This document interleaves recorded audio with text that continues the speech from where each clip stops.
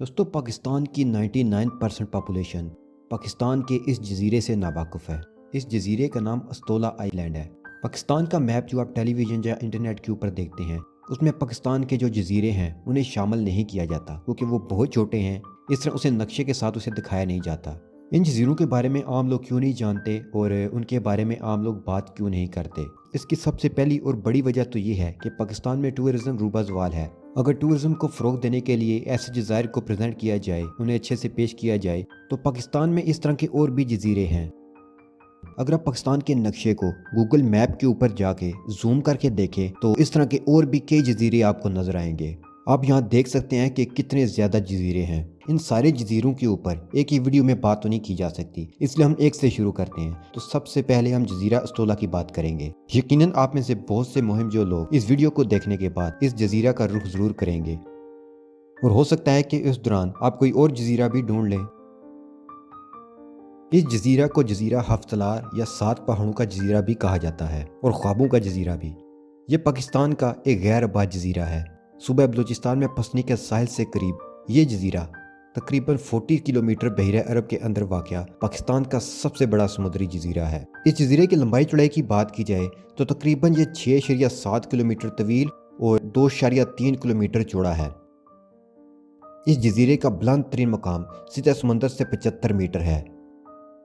ये जजीरा पाकिस्तान के रकबे के लिहाज से सबसे बड़े सूबा बलूचिस्तान के ज़िला ग्वादर की तहसील पसनी का हिस्सा है। ये जजीरा गैर आबाद है इस वजह से कि यहाँ सियाहों की आमदोरफ्त ना होने की बराबर है, और वो इस वजह से कि यहाँ तक पहुँचने के लिए सियाहों को बहुत तवील सफ़र करना पड़ता है और सफ़र की सहूलियात नापैद हैं। अगर यहाँ आपको जाना हो तो कराची से 7 घंटे तक पसनी का सफ़र करना होगा। उसके बाद आपको मोटर बोट की ज़रूरत पड़ेगी, जिसमें मज़ीद 3 घंटे का सफ़र तय करने के बाद आप अस्तोला पहुँचेंगे।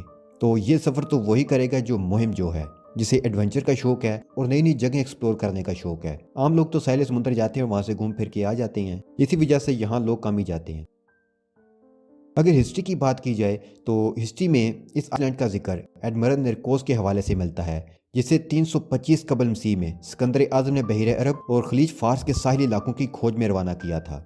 तो इसी खोज के दौरान उसने इस आइलैंड को ढूंढा। 1982 में हुकूमत पाकिस्तान ने यहाँ गैस से चलने वाला एक रोशनी का मीनार लाइट हाउस बहरी जहाज़ों की रहनुमाई के लिए तामीर किया था, जिसे बाद में 1987 में सोलर पावर के सिस्टम में तब्दील कर दिया था। सितंबर से मई के महीनों के दरमियान यहाँ माहीगीर केकड़ों और झींगों के शिकार के लिए आते थे, लेकिन अब यहाँ शिकार करना मना कर दिया गया है। दोस्तों, इस गैर आबाद जजीरा के ऊपर हमें 2 आबादी के निशानात मिले हैं। एक तुम्हें एक मस्जिद मिली है जिसे हज़रत खिज़र अलैहिस्सलाम से मंसूब किया जाता है। किसी को नहीं मालूम कि ये मस्जिद कब तामीर की गई। इसके अलावा हमें एक मंदिर के आसार भी मिले हैं, जिससे साबित होता है कि वाकई पुराने ज़माने से लोग इस जजीरे को जानते हैं और इसे इस्तेमाल भी करते रहे हैं। अगर हम इस जजीरे के पहाड़ों की बात करें तो ये पहाड़ बहुत ही खूबसूरत नज़र आते हैं। यहाँ पौधे तो बहुत ही कम हैं, लेकिन फिर भी ये देखने में बहुत खूबसूरत लगते हैं। इन पहाड़ों में हमें बहुत खूबसूरत गारें भी नजर आती हैं जो कि कुदरती हैं, नेचुरल हैं, किसी इंसान ने नहीं बनाई। यहाँ प्लांट्स इसलिए नहीं उग सकते कि यहाँ अगर बारिश होगी तो वही मीठा पानी आएगा जिससे प्लांट्स ग्रो करेंगे।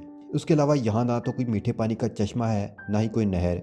इस वजह से यहाँ प्लांट्स नहीं हो पाते, और जब बारिश होती है तो प्लांट्स उगते हैं, और जब पानी ख़त्म हो जाता है, बारिश नहीं होती, तो ये प्लांट्स खुद बहुत ही सूख जाते हैं। लेकिन एक दरख्त है जो काफ़ी अरसे से यहाँ सर्वाइव कर रहा है, वह है कीकर का दरख्त, क्योंकि इसे पानी की बहुत कम ज़रूरत होती है। इस वजह से इस मुश्किल माहौल में भी यहाँ कीकर का दरख्त सर्वाइव कर रहा है, और जहाँ बजा हमें कीकर के दरख्त नजर आते हैं। अगर हम इस जजीरे के पानी की बात करें, साहिल की बात करें, तो साहिल समुद्र का पानी बहुत ही साफ शफाफ है, क्योंकि इंसानों की इन्वॉल्वमेंट यहाँ नहीं है, यहाँ कचरा नहीं होता। इस वजह से इस साहिल का पानी बहुत ही साफ है और गुरूब आफ्ताब के वक्त यहाँ का मंजर देखने के लायक होता है। सफ़र की तवालत और मुश्किल हालात के बावजूद भी यहाँ बहुत से मुहिम जो हैं, एडवेंचरर हैं जो यहाँ आते हैं, यहाँ रात गुजारते हैं, बोन फायर करते हैं और एंजॉय करने के बाद यहाँ से वापस चले जाते हैं। अगर इस जजीरे को सीरियस लिया जाए, कोई कानून बनाए जाए, सियाहों को यहाँ लाने की कोशिश की जाए, एडवेंचरर लोगों को एक नई टूरिस्ट डेस्टिनेशन भी मिलेगी और इससे पाकिस्तान की इकानमी को भी फ़ायदा होगा। लेकिन अगर इस वीडियो को देखने के बाद आप वहाँ जाने का सोच रहे हैं, प्लान बना रहे हैं, तो ये एक न्यूज़ भी सुन लें। इससे आप गुड न्यूज़ भी समझ सकते हैं और बैड न्यूज़ भी।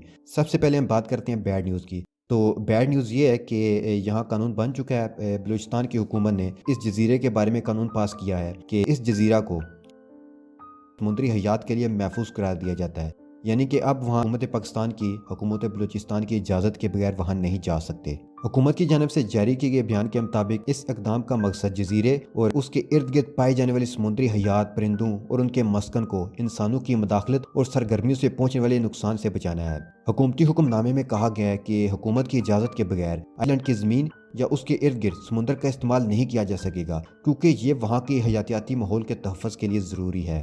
یہ جزیرہ اب عام لوگوں کی تفریح اور تعلیمی مقاصد کے لیے بھی اس وقت کھولا جائے گا جب حکومت اس کی اجازت دے گی۔ محفوظ علاقہ قرار دیے جانے کے بعد اب اس جزیرے پر ایسے کسی بھی کام کی ممانعت ہوگی جس کی وجہ سے جزیرے پر یا سمندر میں موجود حیات کی نشو و نما اور افزائش نسل کے نظام میں خلل پڑے۔ جو ممنوع اقدامات ہیں وہ یہ ہے کہ آپ وہاں شاخ، کچھوں، پرندوں، کسی بھی جانور کا نہ تو آپ شکار کر سکتے ہیں نہ اسے پکڑ سکتے ہیں۔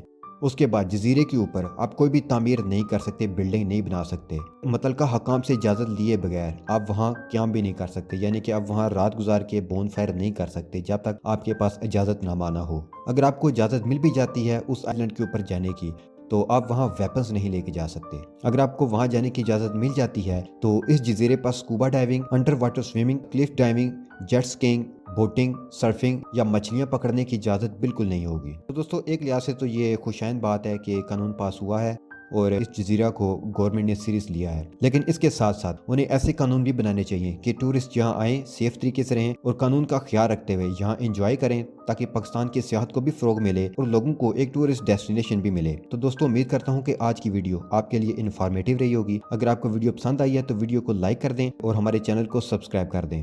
ملتے ہیں نیکسٹ ویڈیو میں کسی نیکسٹ ٹاپک کے ساتھ۔ اللہ حافظ۔